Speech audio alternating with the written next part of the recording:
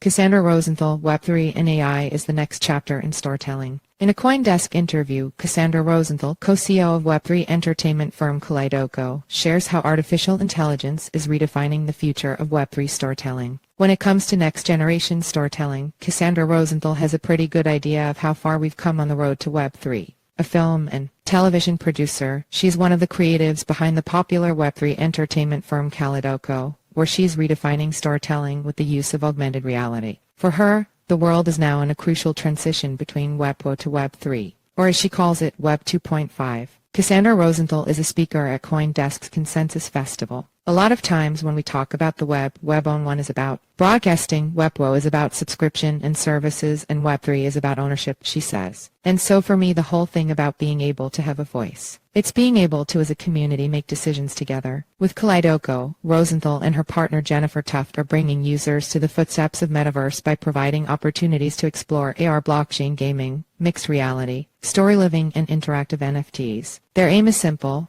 move people into the Web3 world through great stories. In general, we have been changing as a society in the way we actually digest content, she says. I think that Web3 is just the next chapter in that. We're now utilizing new technology like mixed reality and augmented reality to bring people into the story and have that sensorial effect with it.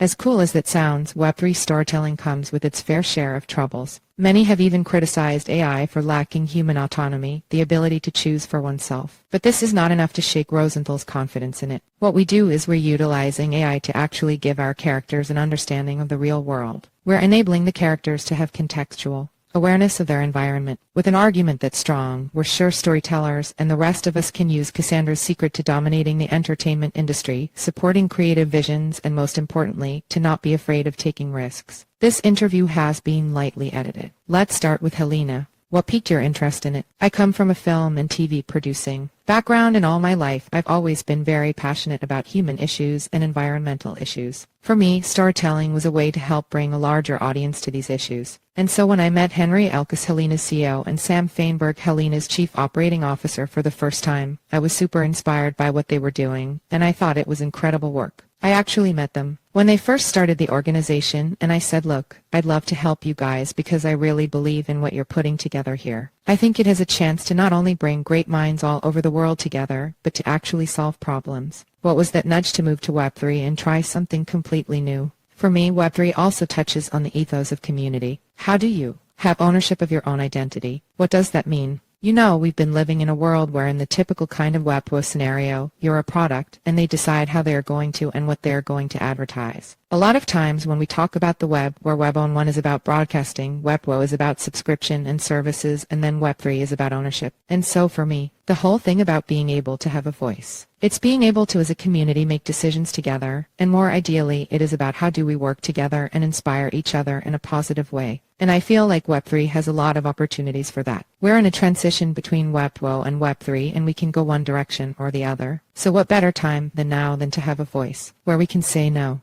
To say that we as a community want to actually build something different to what we've learned from our past. And now as we enter into the new Web3, we are able to make better choices, right? That's been a big driving force as to why I entered Web3. Could you or would you ever go full Web3? As in, does Web3 have all the same social/content creation/distribution channels you need to sustain yourself? It is a new learning curve, and especially now with phones and computers, people are digesting content in much smaller format. Like it's rare to see somebody sitting and reading a newspaper these days. People like short-form content, and they like things at their fingertips. So in general, we have been changing as a society in the way we actually digest content. I think that Web3 is just the next chapter in that. We're now utilizing new technology like mixed reality and augmented reality to bring people into the story and have that sensorial effect with it. I think there's great ways to utilize Web3 and the way that you secure and validate certain content. But what I do like to say is we're not quite there yet. We're not quite in Web3, we are in Web 2.5. How do you feel about AI lacking human autonomy?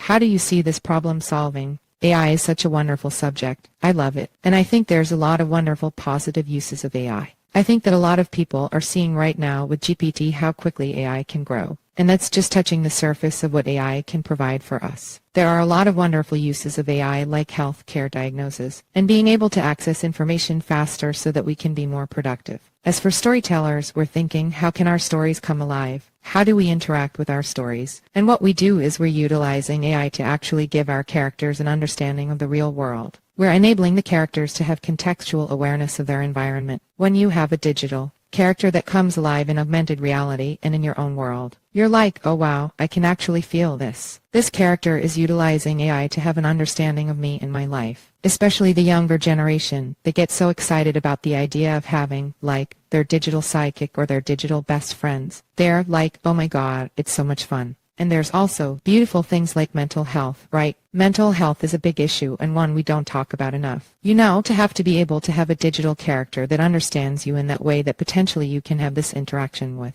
It can also be very helpful for people who are maybe suffering from depression or dealing with certain things. So it really brings those characters to life. Your work has touched on a lot of subjects: human rights campaigns, energy crises. Where do you find inspiration? I am very drawn towards hard subjects, and I had the fortunate experience of growing up in Indonesia as an American woman. As a little girl, I was exposed to many different cultures, and I was not sheltered by any means. My parents were very much about spending time with local people and spending time with different types of families. Because I was able to have that at a very young age, I was also able to see what people were going through, and for me it was always about not ignoring it. It was about how do we help? How do we build things that help the community build a better life for everyone? Obviously, I'm very passionate about women's subjects, and it's not just about women. It's also about how men support women, right? My business partner is also the same. She's very passionate in the same way, and that makes us like a really great team. The vision was to understand how we blend technology and entertainment. If you're going to reach a large audience, how do you do that in a way that they understand and can respond and can feel something? Right now, the audience is very overwhelmed by everything that's going on around them. It's like they don't know which way to turn in. And frankly, I've also had that feeling when I started to get into Web3. It was a whole world out there and you don't know where to start. It can be very overwhelming for the general consumer. So for me, it is an inspiration of being able to tell these stories and to bring people into the Web3 world through these great stories. Do you have advice specifically for women creators? Don't be afraid. Women often are fearful of utilizing their voice because of how they might be judged. Just be authentic, be true, and do not let judgment get in the way.